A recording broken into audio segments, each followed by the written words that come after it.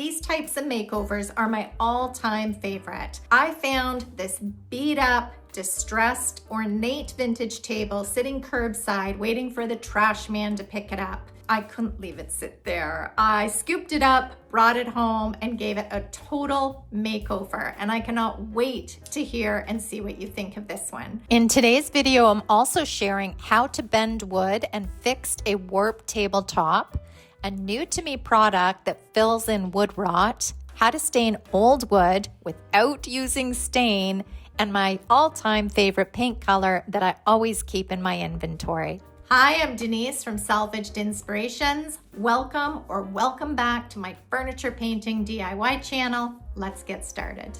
I spotted this beautiful vintage table while I was out walking my Gidgee girl.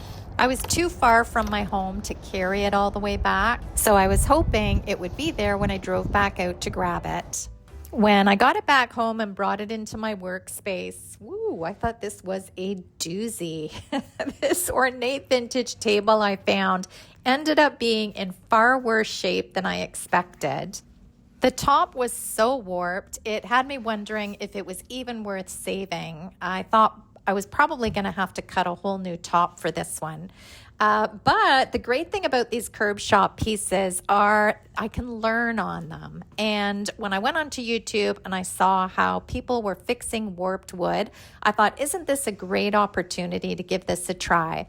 It certainly had some other issues as well. There were pieces of trim that were broken off. There was some wood rot, which I actually found a great new product to fix, which I'll be sharing in a bit. But it was the wonky top that I thought, okay, this will be really good practice. And the best part is I get to share what I learned with you. To start the prep process, I started removing all the veneer using a 9-in-1 painter's tool and my heat gun. This table is old and the wood was so dry, the veneer was all dried up. So getting this veneer off the actual wood wasn't that bad actually. Much of it just flaked right off as soon as I used the scraper. The pieces that were held on with some adhesion, the heat gun took care of that because the heat gun goes in, it melts the glue underneath, and then it's easy to put that scraper right underneath and pull up the veneer. Once all that loose, dry, cracked veneer was all off, the table was already looking a little bit better to me. The top of this table was barely hanging on, so I took a mallet and removed it, and then removed the trim pieces that were drilled onto the back of this tabletop.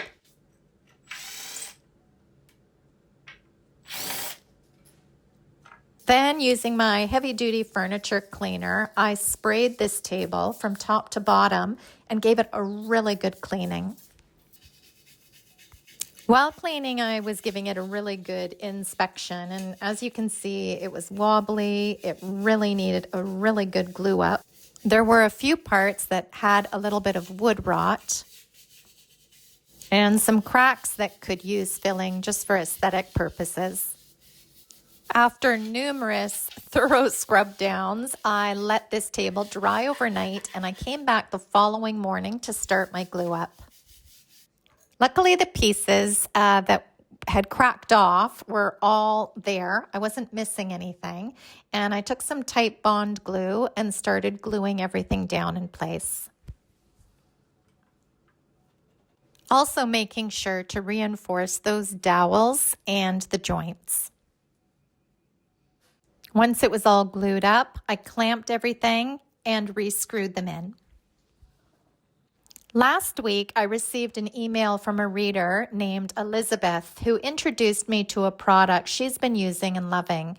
It's replaced her wood filler, it's replaced her Bondo, and she mentioned it had a little bit of a learning curve, but she's been so happy with the results. It is stronger, faster, less smelly, and she's been using it nonstop ever since. So the timing of this email couldn't have been better because this table, like I said, needed the good glue up and help with a little bit of wood rot in a few areas. So with rave reviews like this, I ordered it off Amazon and it came the very next day. So thank you, Elizabeth. Because this was my first time trying it, I'm not going to get into huge detail because I'm not all that familiar with it. You're actually trying it with me for the very first time here. So it comes with a liquid wood and you mix, it's a liquid wood epoxy, you mix equal parts. So there's an A and B, you mix it in a plastic cup and you wait 10 minutes until it actually activates. You only mix what you need, and here I'm mixing a very tiny amount because, like I said, this was my first time trying it. The wood rot was in tiny areas in behind, so I needed one of these syringes to actually put this liquid epoxy right in there.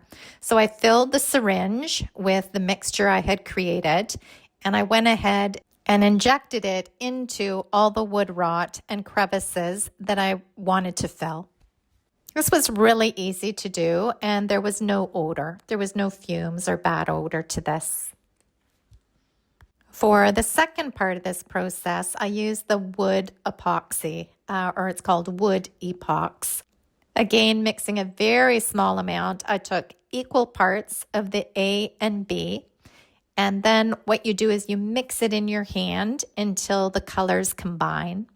I was surprised at how easy it actually mixed together. It is super soft, like a really, really soft Play-Doh, and it's quite easy to form into the shapes you want, and it was very easy to mix. And again, a bonus was there was no odor to this, no fumes whatsoever.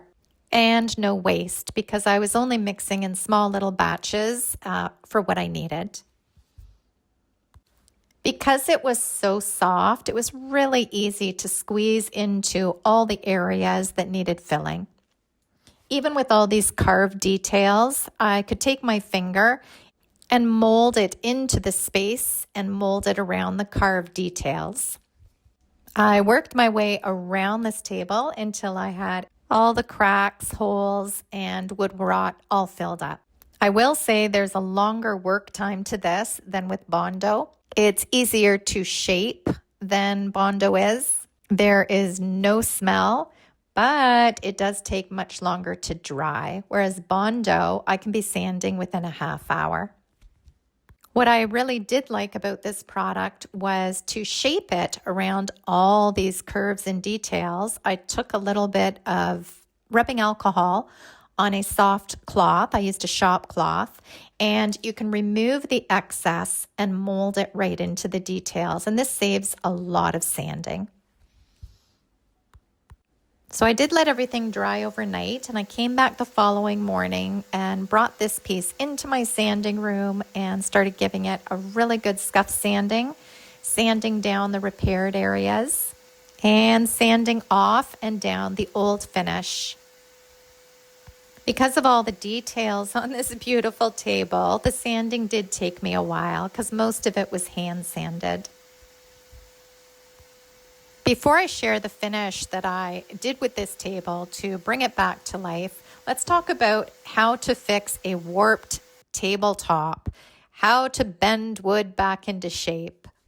And total transparency, this was bent so severely that the finished look is not 100% level, although I'm pretty darn proud of myself. Wait until you see the end look. But it was a great learning experience. And I used the simplest method to straighten this round top. And it works especially well for mild warping. So if you have anything that's mildly warped, I hope this inspires you to give this a try.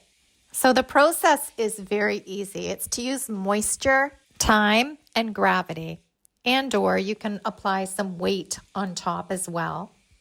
I grabbed my work table, I threw a plastic sheet over it, and then took an old towel and misted it with water. The towel doesn't need to be soaked. It needs to be very damp. Then with the cup side facing the towel, I laid the board on top. This took 48 hours to straighten out. I was checking on it periodically because I didn't want it to concave the opposite direction. And I did add some heater and a fan into the room as well afterwards. I also ended up moving it down to the floor and putting my dad's old vice script on to the top of it, which added a lot of weight. I didn't get great video during this process because it was a process. It was 2 days. So I think patience is the key. Once I had it straightened out the best I thought it was going to be with the time allotted, it was furniture fixer-upper day, so I did have a deadline on this one. I am curious if I was to leave it another day, if it would have straightened up even more. However, I brought it into my sanding room, gave the top a really good sanding, and now it was time to give this piece a beautiful stained look finish without using stain. And this paint wash staining method is so beginner friendly. It is so easy to do. So how I work it is I spray my paintbrush with some water. So I use the continuous water mister, spray my paintbrush. I dip it into my favorite paint color that I always have in my inventory. And this color is called Umber. It is a beautiful rich brown that can work as an opaque paint color and or work as a stain. So I sprayed the piece with the continuous mister. I added some of this umber on, and then I could spray it again and remove the excess. And this gives a stained look finish.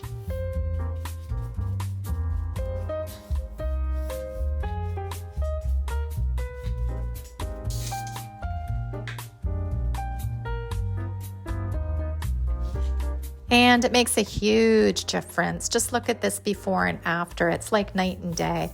So again, I repeated the process, working my way around this table. I would spray the wood, I would spray my paintbrush, add a little bit of paint onto the tips of my brush, paint it on.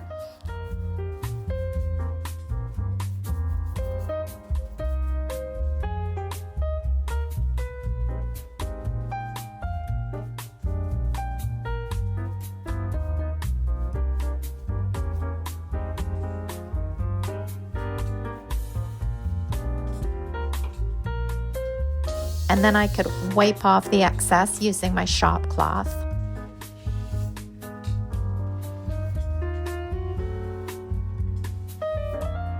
To hide the areas where I had used the wood filler, the wood epoxy, to fill in those gaps in the wood rot, I just layered the paint on heavier.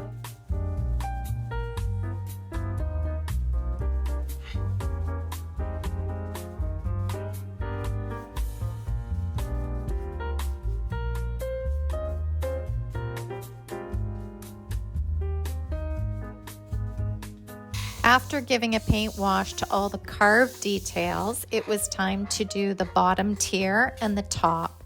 And the exact same process. I would mist the wood, mist my paintbrush, dip it into the paint, apply it, and wipe back the excess.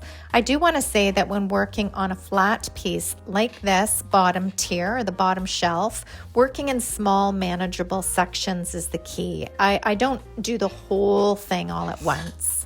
This way everything blends in really nicely and you're working in a smaller area that keeps the paint nice and wet.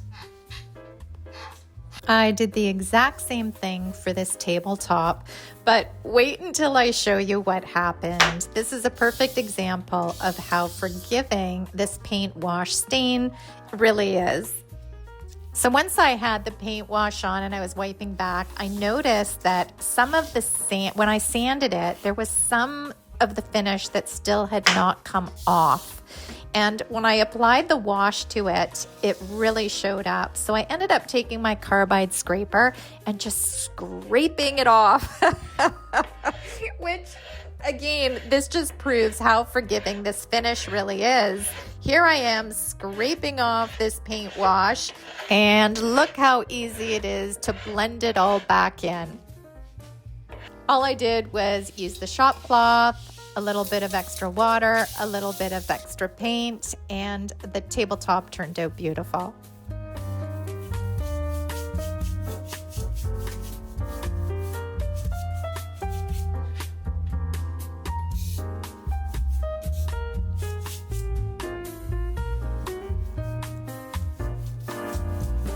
To protect this finish, I sprayed 3 coats of gator hide.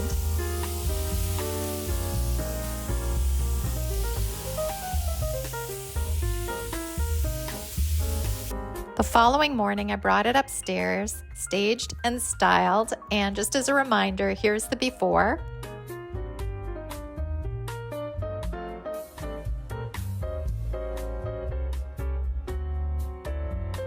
And here's the after. Finding this ornate wood table curbside was a real blessing because I learned so much. Is it going to be a seller? No, it's not 100% perfect. But I learned so much, and the best part is I got to share it with you.